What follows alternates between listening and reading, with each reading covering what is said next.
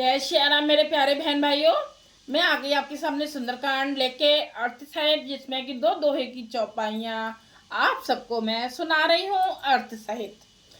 भाग 2 में सिंचर एक सिंध महु रही कर माया नभ के ठग गहई जीव जंतु जे गगन ओढ़ाही जल बिलो कितने के परछाई। समुद्र में एक राक्षसी रहती थी। वह माया करके आकाश में उड़ते हुए पंछियों को पकड़ लेती थी। आकाश में जो जीव जंतु उड़ा करते थे वह जल में उनकी परछाई देखकर गही छासक सोना उड़ाई ए विधि सदा गगन चर खाई। सोई छले हनुमान के कीना तासु कपट कपे तोरे तही चीना।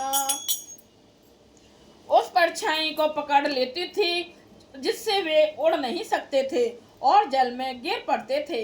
इस प्रकार वह सदा आकाश में उड़ने वाले जीवों को खाया करती थी। उसने वही छल हनुमान जी से भी किया।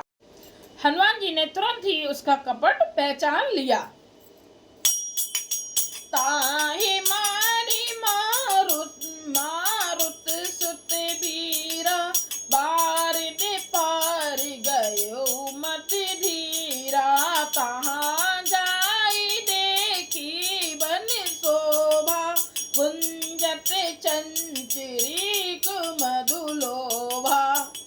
पवन पुत्र धीर बुद्धि और श्री हनुमान जी उसको मारकर समुद्र के पार गए। वहां जाकर उन्होंने वन की शोभा देखी।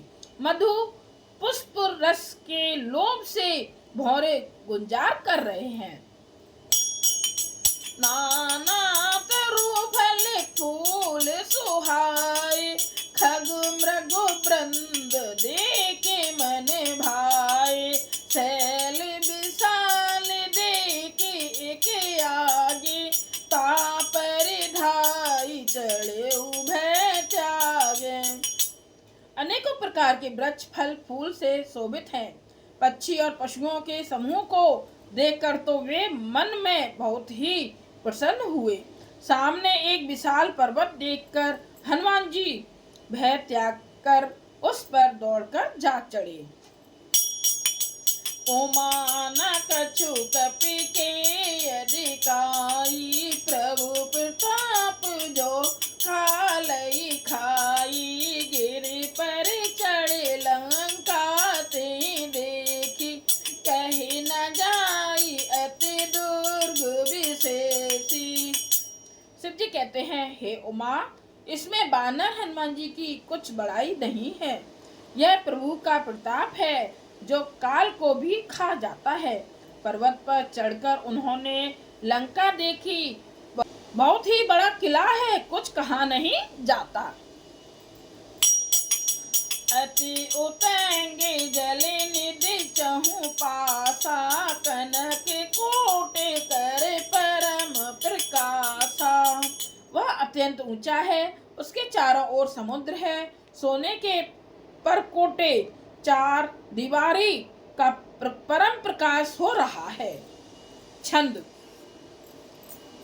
कनक कोटि विचित्र मन कृत सुंदरायतना घना चहुट हट सुबत बीथी चार पुर बहु विधि बना।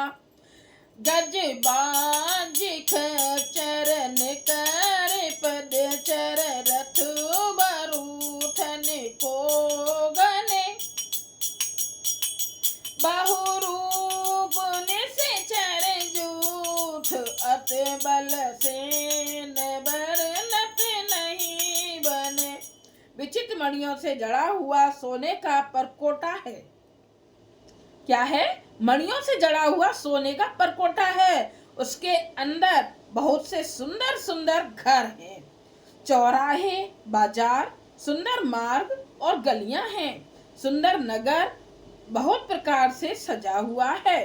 हाथी, घोड़े, खच्चरों के समूह तथा पैदल और रथों के समूह को कौन गिन सकता है। अनेक रूपों के राक्षसों के दल हैं। उनकी अत्यंत बलवती सेना वर्ण करते नहीं बनती। बन बाग उपवन बाटिका सरकूप बापी सोहई नर नाग सुर गंधर्व कन्या रूप मुनि मन मोहही कहूँ माल देह विशाल शैल समान अति बल गरजहि नाना अखार निभिरहि बहुविध एक एक ने तरजहि। वन, बाग, उपवन, बगीचे, फुलवाड़ी, तालाब, कुएं और बावलियां सुशोभित हैं। मनुष्य, नाग, देवताओं और गंधर्वों की कन्याएं अपने सौंदर्य से मुनियों के भी मनों को मोह लेती हैं। कहीं पर्वत के समान विशाल शरीर वाले बड़े ही बलवान मल्ल यानी कि पहलवान गरज रहे हैं। वे अनेकों अखाड़ों में बहुत प्रकार से भिड़ते और एक दूसरों को ललकारते हैं।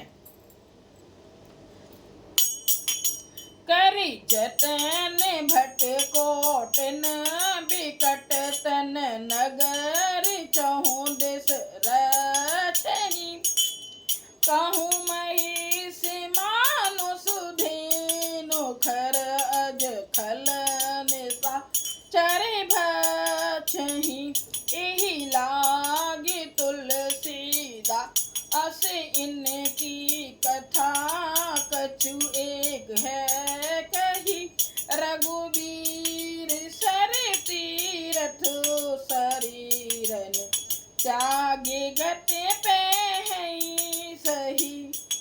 भयंकर शरीर वाले करोड़ों योद्धा यत्न करके बड़ी सावधानी से नगर की चारों दिशाओं में सब ओर से रखवाली करते हैं। क्या? चारों तरफ से रखवाली करते हैं। कहीं दुष्ट राक्षस भैंसों, मनुष्यों, गायों, गधों और बकरों को खा रहे हैं।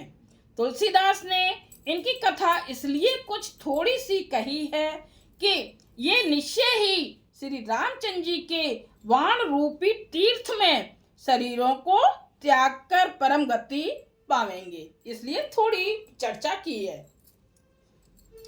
पुर रखवारे देख भऊ कपि मन कीन विचार अति लघु रूप धरो निस नगर करो पैसार।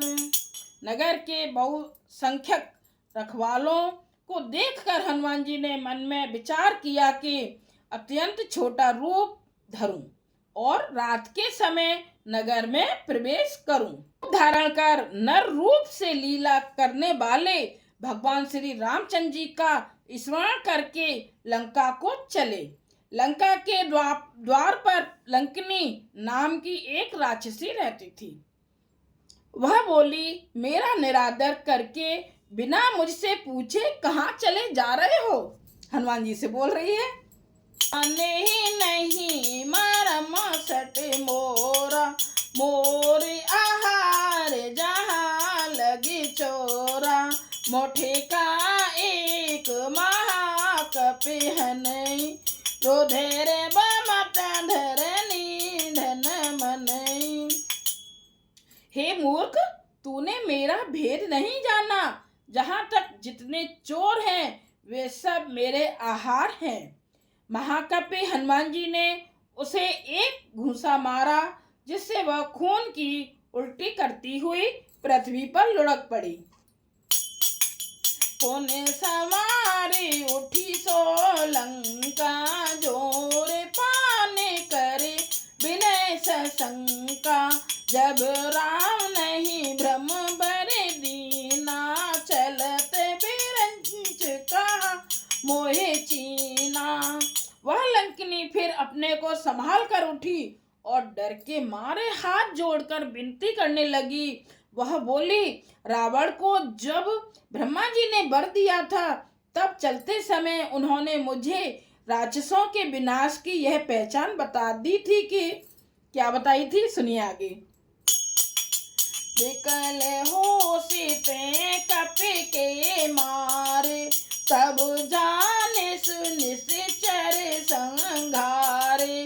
ताते मोरे अति पुण्य बहुता, देखो नयन राम कर दूता। जब तू बंदर के मारने से व्याकुल हो जाए तब तू राक्षसों का संहार हुआ जान लेना। तात मेरे बड़े पुण्य हैं जो मैं श्री रामचंद्र जी के दूत यानी कि आपको नेत्रों से देख पाई।